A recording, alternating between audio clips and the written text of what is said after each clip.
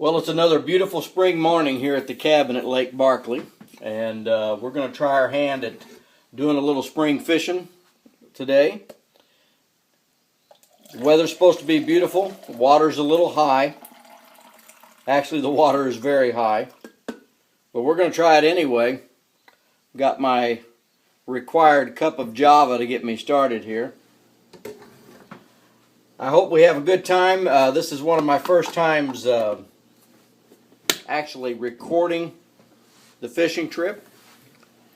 We will be fishing in some bushes, but what I'd like to show you some of today is what we call a worming pole, or years gone by they used to call it jigger poling, and super long pole used with a worm or a lizard, or you can put a buzz bait or crankbait or anything on it, but something that my father-in-law taught me, and it's when you can catch a fish like that, it is killer.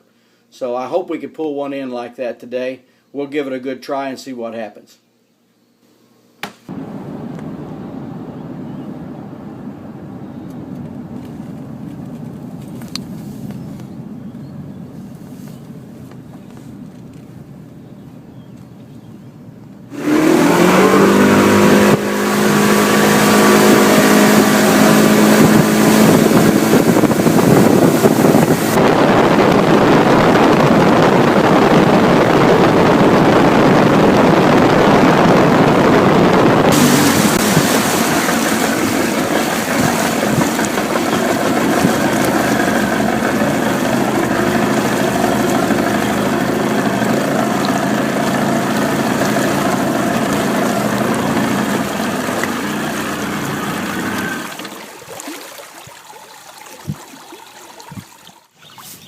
So here we are in the shallows, and I'm going to start out with the spinnerbait, as painful as it may be for me.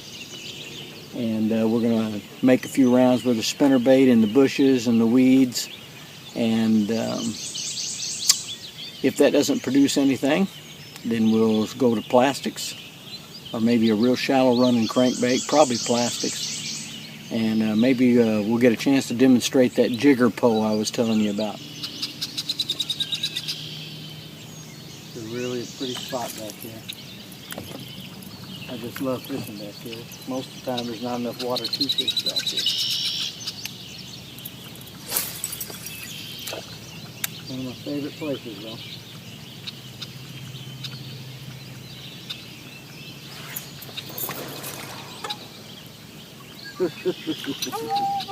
That felt pretty good.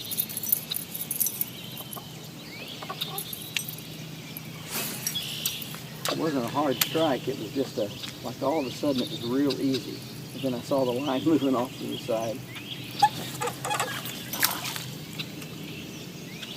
Well. That's it for the spinnerbait. For the spinnerbait portion of our show,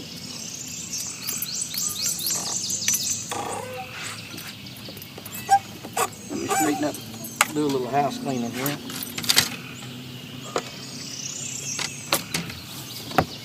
Now I'm going to show you my favorite way to fish.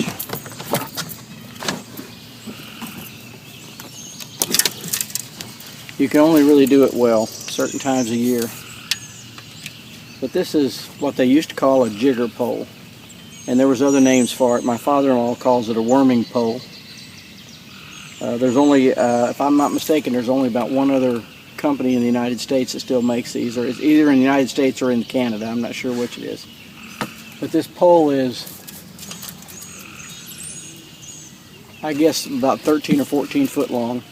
Has a little crappie reel on the end. We've got about 50-pound test monofilament on it.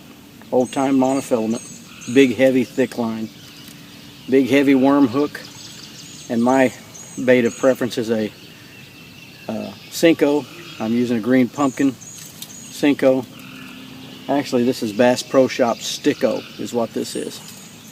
And the trick with this is, I'll show you, is you just simply stick the pole out where you want it to go, and you let the bait kind of pendulum out, and then you just dip it in a couple times, pick it up, dip it in somewhere else a couple of times. If you really want to move it, you pick it up and get the bait back to you like this, and then let it swing out and dip it. Now, when this first got popular, there was guys taking buzz baits, putting buzz baits on these, running figure eights in the water with them, especially at night. It was real popular. Spinner baits, crank baits, just buzzing back and forth with crankbaits. All that works. The only way I've ever really used it was with a worm or a lizard, and when the water's a high like this. But I come right into the bushes and I kind of put my arm on it kind of like this, because I'll tell you what, if a large bass hits this thing, you'll need to have your arm here, because it's just you and the rod, nothing else. And you got to hog him into the boat. And you set the hook like crazy.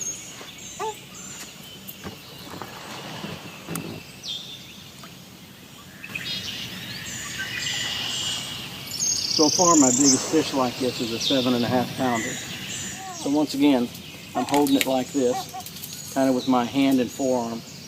Let it swing out, just kind of dip it.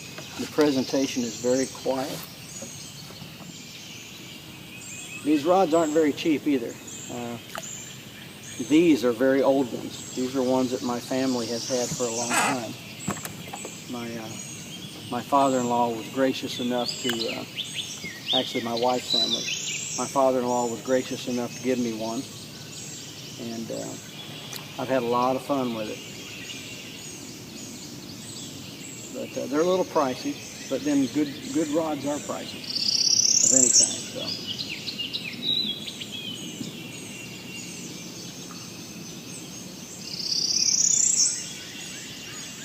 What this piece of tape here is, in case you're wondering, is my father-in-law takes a piece of cork, an old cork float or a bottle stopper cork, and he tapes it to the handle so he can keep the line out where he wants it. And then he can just take it out of the worm and hook it into that piece of cork. And it makes for a great way to store it, and it's a really, really handy. Great way to transport it.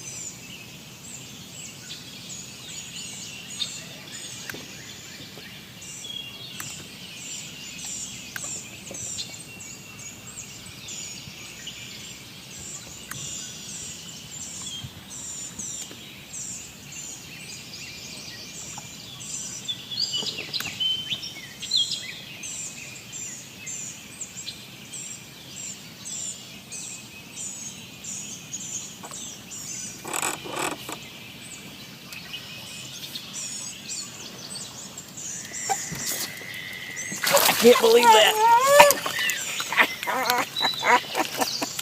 On camera. I can't believe it. Fantastic. Fantastic. And that's how you do it. That's called jigger poling. Or as my father-in-law would say, worming pole. See if I can get this puppy off here. Come on, buddy. I didn't get you that bad. Well, I got him right in the roof of the mouth. That's a nice thing about this stuff, is the way that those big old wide gap worm hooks, when they hit on these things, they almost always go right in the roof of the mouth. Nice little large mouth. I don't know, not quite 2 pounds, maybe 2 pounds. But if I'd have yanked him as hard as I normally do, I wasn't even expecting this puppy. I would have thrown him clean over the boat. Cool, cool, cool. First time ever I caught that on film. That is fantastic. My wife is really good at this. She's done this ever since she was a kid. She's much better at fishing the worming pole than I am. She's been doing it since she was big enough to hold one.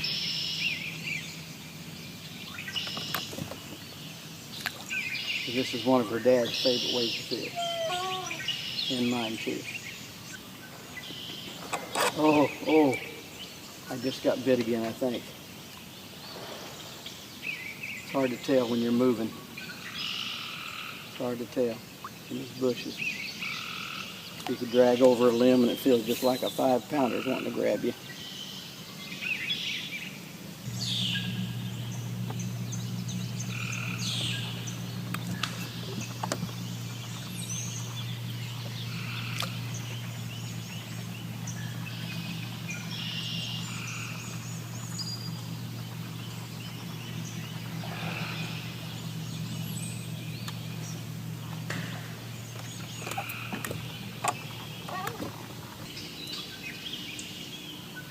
I'm not really fishing. It might look like I'm just dipping this in open water, but there's all sorts of bushes down here. You just can't see them. I can't even see them. I just know they're there. And I can feel them too. When I drop the bait down in them, you can tell they're there.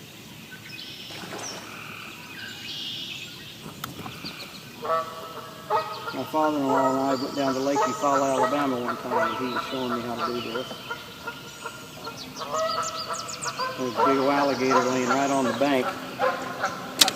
And he threw that worm right up there on that alligator's nose. He just sat there and looked at us. We drug it off his nose and kept on fishing. I was ready for that alligator to jump off that bank and come in and get me. By the way, my father-in-law's name is Don Norwood. I keep talking about him a bunch. But he's taught me a lot about bass fishing. He's one heck of a bass fisherman. One heck of a bass fisherman. And so is his son and his grandson. They're all real fishermen.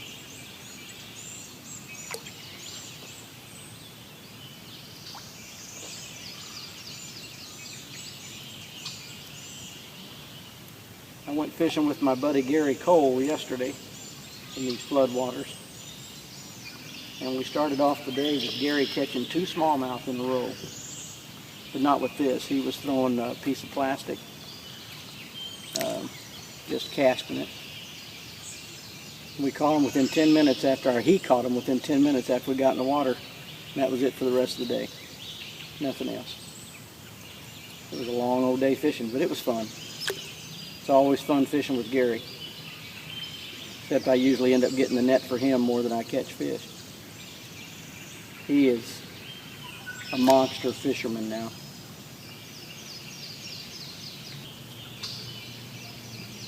Oh well. Well, that's it for the jigger pole lesson. I guess I can turn the camera back around since I'm going to turn it off anyway. I want to thank you all for going fishing with me today. It's been a lot of fun. And my boat's going to run into this tree here in a minute if I don't stop. But I'm Steve Hardesty, and we're on Lake Barkley in the floodwaters in the last day of April of 2013. And having a lot of fun.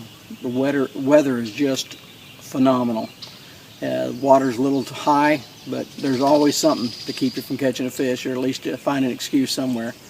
So I'm not going to try to use that too much.